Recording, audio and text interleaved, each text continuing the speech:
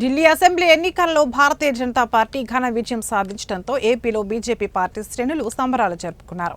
ఇందులో భాగంగా విశాఖ నగరం లాసన్స్ బై కాలనీలోని భారతీయ జనతా పార్టీ కార్యాలయంలో విశాఖ నగర అధ్యక్షుడు పరశురామరాజు ఆధ్వర్యంలో బీజేపీ పార్టీ శ్రేణులు సంబరాలు జరుపుకున్నారు.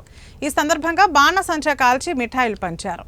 అదేవిధంగా 27 ఏళ్ల తర్వాత ఢిల్లీ పీఠం కైవసం చేసుకోవడంపై తమకు గర్వంగా ఉందని సంతోషం వ్యక్తం చేశారు.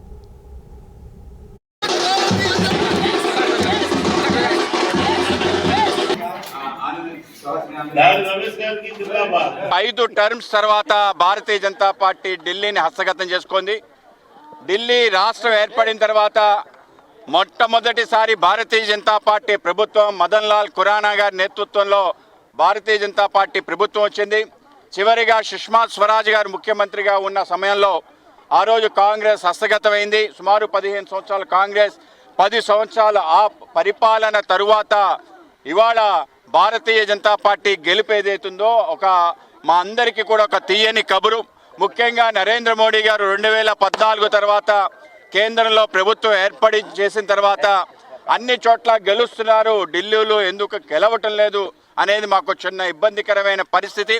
అయితే ఇవాళ ఏదైతే ఆమ్ ఆద్మీ పార్టీ కాంగ్రెస్ యొక్క వాళ్ళ యొక్క అవినీతి వ్యతిరేకంగా పెద్ద ఎత్తున ప్రచారం చేసి మొత్తం అవినీతిని తరిమి కొడతామని చెప్పిన పార్టీ ఎప్పుడు ఎన్నికల్లో పోటీ చేయనని చెప్పిన అరవింద్ కేజ్రీవాల్ తర్వాత ఎన్నికల్లో పోటీ చేసి ముఖ్యమంత్రి అవటం జరిగింది.